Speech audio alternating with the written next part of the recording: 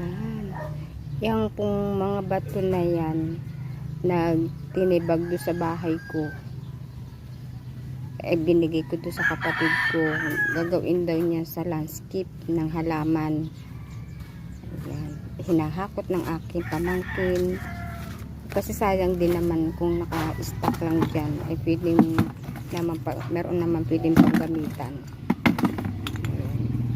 Papakita ko po sa inyo kung paano niya ginawa yung paso.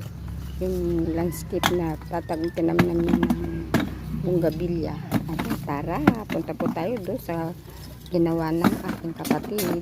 Ayan, dito na ako. Malapit na ako. Ayan po yung mga bato na hinakot. Ayan.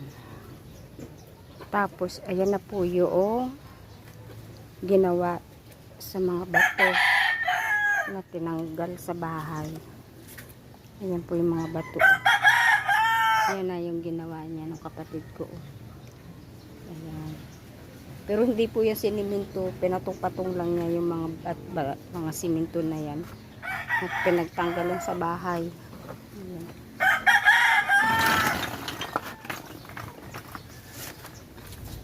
Ayan. Ayan po ang itsura niya. Punta naman po tayo doon sa yari na. Meron po kasi yari na dito. Ayan. Ito po nakagawa na siya ng isa. Ito yung kabuuan po ng ginawa niya una. Ayan, masyadong maliwanag. Ayan. Ito yung bunggabilya na nakalagay na dyan. Ayan, ganda po ano. Pero hindi po yung siniminto, pinatong-patong lang niya yung ano na pwedeng ilipat. Halimbawa, malaki na talaga. Kukuhain niya yung puno, pwede na po niya tanggalin yan.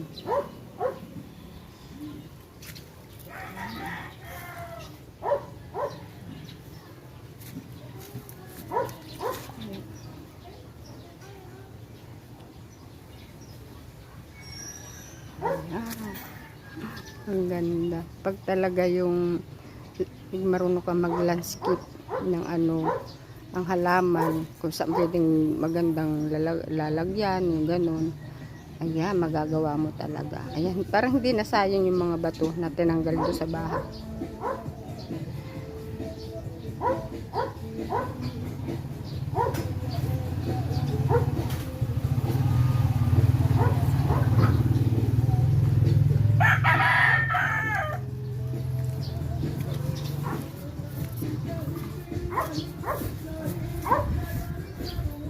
Pakahilig ng aking kapatid po sa sitas, halaman.